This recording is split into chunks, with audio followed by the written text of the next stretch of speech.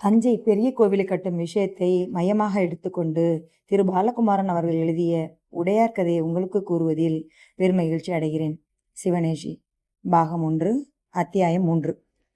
பிரம்மராயர் கலவரத்துடன் புரண்டு கிடக்கும் மாட்டு வண்டியை பார்த்தார். மாட்டு வண்டி இன்னும் ஒரு நாழிகையில் நீருக்கடியில் போகும் என்று வெள்ளத்தின் வேகத்தை பார்த்து தெரிந்து கொள்ள முடிந்தது.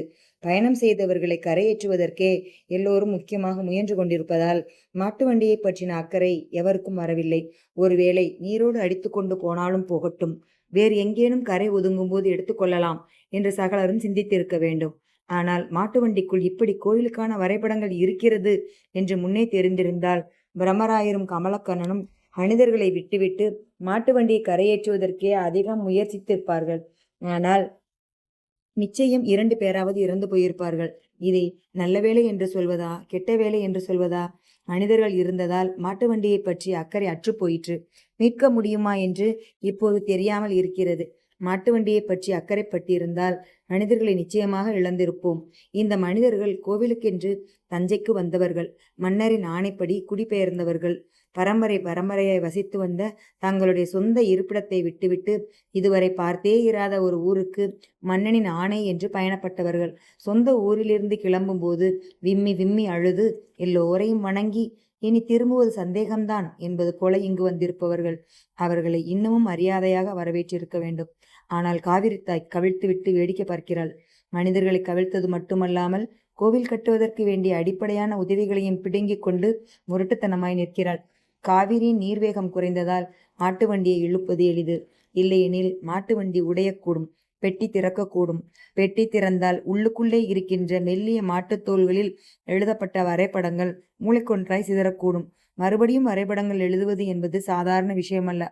வரைபடங்கள் தஞ்சை நோக்கி வந்தன. வழியில் காவிரி ஆற்றில் அடித்துச் செல்லப்பட்டன என்று மன்னர் கேள்விப்பட்டால் அதை அச்சாணியமாக நினைப்பார். கோவில் கட்டுவது அவசியமா என்ற கேள்வி பலர் மனதில் எழுந்துவிடும். வரைபடங்கள் கிடைத்துவிட்டால் மாட்டு வண்டி கவிழ்ந்ததை மறைத்து விடலாம். பெண்கள் இதை பற்றி அதிகம் பேச வேண்டாம் என்று சொல்லிவிடலாம். வரைபடங்கள் நன்கு வந்து சேர்ந்தன என்று மன்னருக்கு செய்தி தெரிவிக்கலாம். பெண்கள் மட்டும் கரையேறி வரைபடங்கள் ஆற்றோடு போய்விட்டன என்றால் மன்னர் என்ன செய்வார் என்று சொல்ல இயலாது. யார் அது துணையின்றி பெண்களிடம் வரைபடங்கள் கொடுத்து அனுப்பியது என்று சீர ஆரம்பித்தார் என்றால் பல்வேறு அதிகாரிகளுக்கு மண்டகப்படி நிச்சயம் கிடைக்கும். சோழ மாமன்னர் உடையார் ஸ்ரீ ராஜராஜ தேவர் கோபமான குணம் உடையவர் அல்லர். தவறுகளை கேலியாக கண்டிக்கக்கூடியவர். தான் கோபித்து கொண்டால் மக்கள் மனதில் அது வலுவாக பதிந்துவிடும். அது மற்றவர்களுக்கு முன்பாய் மிகப்பெரிய இழிவாய் அவர்களுக்கு போய்விடும். நல்ல வேலைக்காரர்கள் இதனால் மனமுடைந்து போய்விடுவார்கள். பிற்பாடு பாராட்டினாலும் அன்று கோபித்து கொண்டீர்களே என்று வருத்தப்படுவார்கள் என்பதால் எவரையும் கோபிக்காமல் தவறுகளை மெல்லியதாய் சுட்டிக்காட்டி வேறு விதமாய் செய்வதற்கு இயலுமா என்று அன்பாகச் சொல்லி உங்களால் முடியும் என்று உற்சாகப்படுத்தி நகர்ந்து விடுவார். ஆனால் உடையார் ஸ்ரீ ராஜராஜ தேவர் கோபித்து கொண்ட நேரங்களையும் பிரம்மராயர் பார்த்திருக்கிறார்.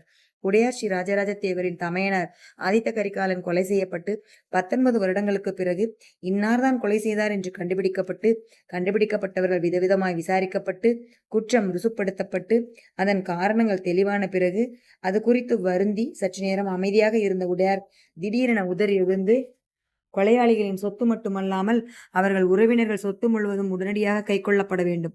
கொலையாளியின் தாய், தந்தை, சிற்றப்பன், சிற்றன்னை, பெரியன்னை, பெரியப்பன், அத்தை, மாமன் அத்தனை வகையினரும் இவர்கள் மகன்களுக்கு பெண் கொடுத்தவர்களும் இவர்கள் பேரன் பேத்திகளுக்கு பெண் கொடுத்தவர்களும் பிள்ளை கொடுத்தவர்களும் இவர்கள் வீட்டில் சம்பந்தம் செய்த அத்தனை பேரும் அத்தனை தூரத்து உறவினர்களுடைய சொத்துக்களும் இந்த கணமுதல் பறிமுதல் செய்யப்பட்டு அவர்கள் அத்தனை பேரும் சோழ தேசத்திலிருந்து இன்று பொழுது சாய்வதற்குள் வெளியேற்றப்பட வேண்டும் என்று விரும்புகிறேன். எதிர்த்து எவரேனும் பேசினால் அவர்கள் தலை துண்டிக்கப்படலாம். பெண்கள் முரட்டுத்தனம் செய்தால் நாக்கு அறுக்கலாம். மீறி ஆயுதம் தாங்கினால் மூக்கும் முளையும் மறுத்து துரத்தலாம் என்று சீரலாய் கட்டளையிட உடனே கொலையாளிகளின் உறவினர்கள் வேகமாக திரட்டப்பட்டு நடுச்சபையில் நிறுத்தி வைக்கப்பட்டார்கள். உடையார் ராஜராஜ தேவர் முன்பு இன்னார் இன்னின்ன உறவினர்கள் என்று அறிமுகப்படுத்தப்பட்டார்கள். தங்களுக்கு ஒன்றும் தெரியாது என்று அந்த உறவினர்கள் கதறினார்கள். எந்த பாவமும் செய்யாத எங்களை தண்டிக்கிறீர்களே என்று பெண்கள் புலம்பினர்.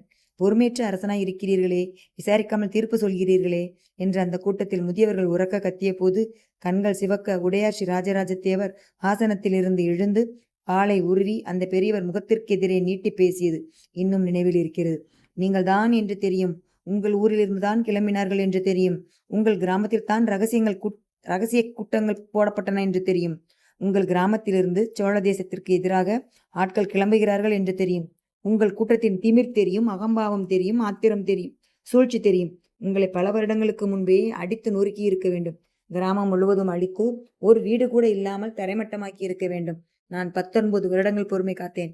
மெல்ல மெல்ல உங்களை பேச வைப்பதற்காகவே, நீங்களாகவே உளறி உங்கள் தவறை ஒப்புக்கொள்ள வேண்டும் என்பதற்காகவே நான் காத்திருந்தேன். 5 வருடங்கள் தான் உங்கள் கூட்டத்தால் இறுக்கமாக இருக்க முடிந்தது. பின் நாங்கள் தான் கொன்றோம் என்று தம்பட்டம் அடிக்க ஆரம்பித்து விட்டீர்கள். எப்படி, எதற்காக, ஏன் என்றெல்லாம் நான் தீர விசாரித்து விட்டேன். இங்குள்ள ஒவ்வொரு குழந்தைக்கும் கூட இந்த கொலையில் பங்கிருக்கிறது என்பதை நான் அறிந்தேன். உங்கள் வீரத்தை உங்கள் குழந்தைகளுக்கு நீங்கள் பெருமைப்பட கூற ஆரம்பித்து விட்டீர்கள். உங்கள் குழந்தைகள் அதை மற்றவர்களுக்கு சொல்ல ஆரம்பித்து விட்டார்கள். நீங்கள் தேக்கி வைத்திருந்த ரகசியம் உங்களாலேயே உடைபடும் வரை நான் காத்திருந்தேன்.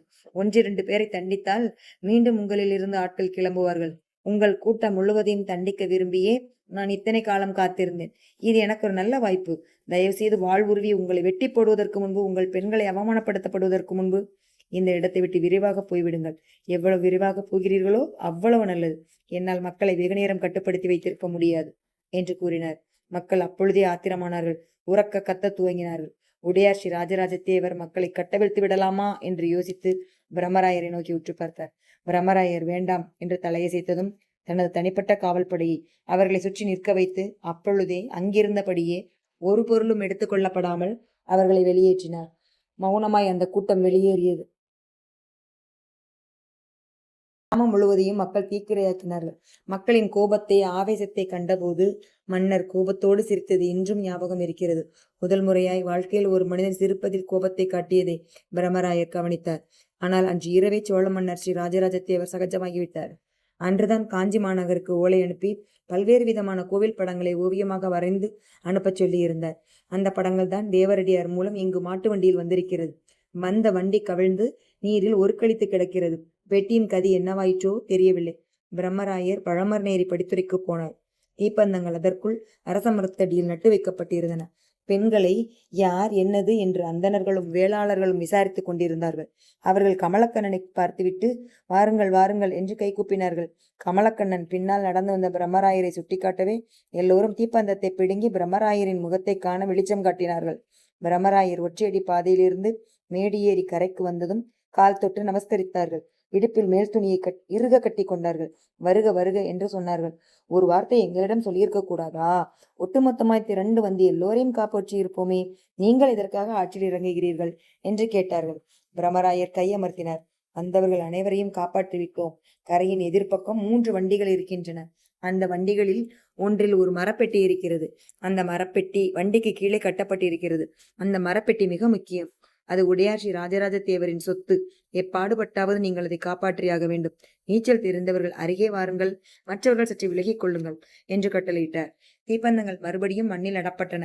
நீச்சல் தெரிந்த வீரர்கள் 6-7 பேர் வந்து நிற்க 5 வேளாளர்களையும் நல்ல திடகாத்திரமாயிருந்த ஒரு அந்தன இளைஞனையும் அவர் தேர்ந்தெடுத்தார். மிதவை பானைகளையும் மூங்கில் கட்டைகளையும் கொண்டு வரச் சொன்னார். மற்ற கூட்டத்தினர் ஊரை எழுப்பி சாமான்கள் கொண்டு வர ஓடினார்கள். தீப்பந்தங்கள் முன்னும் பின்னும் இருட்டில் அலைந்தன. இன்னமும் அதிக தீப்பந்தங்கள் வேண்டும் என்று நினைக்கின்றேன். கரை முழுவதும் வெளிச்சம் இருப்பது நல்லது. ஊரை எழுப்புங்கள். அவசியமானால் அடுத்த ஊருக்கும் தகவல் தெரிவியுங்கள். 2 பேர் அடுத்த ஊருக்கு ஓடினார்கள். குளிரில் நடுங்கிக் கொண்டிருந்த தேவரடியார் பெண்களை பழமர்நேரி கிராமத்து அந்தன பெண்கள் கைப்பிடித்து வரவேற்றார்கள். போர்வை பொருத்தி கிராமத்திற்குள் கூட்டிக் கொண்டு போனார்கள். மாற்றுடைக்கு ஏற்பாடு செய்கிறோம், வாருங்கள் என்று அன்போடு அழைத்து கொண்டார்கள். வந்த தேவரடியார் பெண்களில் மிக இளமையாக இருந்த ஒரு 16 வயது பெண்ணை அவள் நடக்க முடியாமல் திணறுவது கண்டு ஒரு அந்தன பெண்மணி சட்டென்று தூக்கி தோளில் போட்டுக்கொண்டாள். குலுங்கி குலுங்கி அக்ரஹாரம் நோக்கி விரைவாக நடந்தாள். தீப்பந்தங்கள் பிடித்து கொண்டு 2 வாலிபர்கள் அந்த கூட்டத்தோடு ஓடினார்கள். ஐயன் ஆற்றில் நட்டு வைக்கப்படும் கம்பை வெள்ளம் பறித்து கொண்டு போய்விடும் என்பதற்காகவும், ஆழமாக கம்பை ஊன்றுவதற்காகவும், கம்பு அசையாமல் நிற்பதற்காகவும் அங்கு கற்குவியல் போடப்பட்டிருந்திருக்கிறது. அந்த கற்குவியலின் மீது மாட்டு வண்டி ஏறி கவிழ்ந்து விட்டிருக்கிறது. வண்டி புரண்டு போகாமல் அங்கேயே நிற்பதற்கு காரணமும் கற்குவியல் தான். இதுவே மணலில் மாட்டு வண்டி கவிழ்ந்திருந்தால் மண் பறிக்கப்பட்டு நகர்ந்து போயிருக்கும். வண்டி பலமுறை உருட்டப்பட்டிருக்கும். நீங்கள் சொல்வதை பார்க்கும்போது பெட்டியின் கணத்தால் மாட்டு வண்டி நிறுத்தப்பட்டிருக்கிறது. கற்குவியலால் புரளாமல் அப்படியே இருக்கிறது. எனவே மாட்டு வண்டியிலிருந்து பெட்டியை மட்டும் தனியே விடுவித்துக் கொண்டு வருவதே நல்லது என்று தோன்றுகிறது. ஒரு வேளாளர் பெரியவர் கூர்ந்து கவனித்து பேசினார். இல்லை வேளாளரே, அப்படி செய்வதற்கு இயலாது. பிரம்மராயரால் தேர்ந்தெடுக்கப்பட்ட பிராமண இளைஞன் சட்டென்று பேசினான். எல்லாரும் அவனை திரும்பி பார்த்தார்கள். நீங்கள் பெட்டியை மாட்டு வண்டியிலிருந்து விடுவித்தால் மாட்டு வண்டியை நகர்த்துகிற போது பெட்டி உடையக்கூடும். கிட்டத்தட்ட 4 நாழிகைகளாக தண்ணீரில் மூழ்கியிருக்கும் இந்த மரப்பெட்டி என்ன வலிவில் இருக்கும் என்பதை உங்களால் சொல்ல இயலாது. அதுவும் தவிர உள்ளே இருப்பது தோளால் செய்யப்பட்ட வரைபடங்கள். தோளும் தண்ணீரில் ஊறி கனமாயிருக்கும். எனவே மாட்டு வண்டி பெட்டி இரண்டுக்கும் மூங்கில் கழிகள் அண்ட கொடுத்து தோளில் தூக்கி கரையேறுவதே நல்லது. என்ன விளையாடுகிறாய் தம்பி? இத்தனை கணத்தை தோளில் வைத்துக் கொண்டு வர வேண்டுமென்றால் எவ்வளவு பேர் வேண்டுமென்று நினைக்கிறாய்? 100 பேர் இல்லாமல் இத்தனை பெரிய மாட்டு வண்டியை கரையேற்ற முடியுமா? மாட்டு வண்டியை விட உள்ளே இருக்கிற பெட்டி முக்கியம் என்றால் பெட்டியை தனியே பிரித்து விடலாம். மாட்டு வண்டியை உருட்டி ஆற்றோடு அனுப்பிவிடலாம். என்ன செய்வதென்பதை பெரியவர்கள் தீர்மானிக்க வேண்டும். வேறொரு வேளாளன் இளைஞன் வந்து பதில் சொன்னான். எல்லாரும் கவலையோடு மாட்டு வண்டியை பார்த்து கொண்டிருந்தார்கள். கோல் நட்டு காத்து கொண்டிருந்த படகோட்டி உறக்க கத்தினான். வெள்ளம் அதிகமாகி போய்க் கொண்டே இருக்கிறது. ஒரு நாளிகைக்கு 1 முழம் ஏறுகிறது என்று கூச்சலிட்டான். அவன் பள்ளமரம் ஏறி படகோட்டி. அவனுக்கு ஆற்றின் எல்லா பகுதியும் அத்துப்படி. வெள்ளத்தின் இழிவு சுழிவுகள் அத்தனையும் தலைமுறையாய் நன்கு அறிந்தவன்.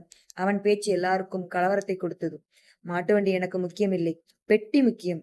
மாட்டு வண்டிக்குள் இவர்களுடைய உடைமைகள் ஏதேனும் இருக்கலாம். அதை பற்றியும் அவரிடம் கேட்டு தெரிந்து கொள்ள வேண்டும். அந்த பெண்கள் எங்கே?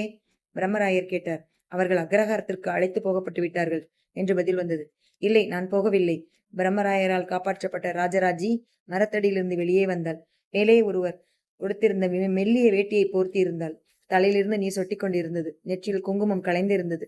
முகத்திலிருந்து இன்னும் பயம் விலகாமல் இருந்தது. வேட்டியின் மீது பொட்டு பொட்டாய் இரத்த கரைகள் தெரிந்தன.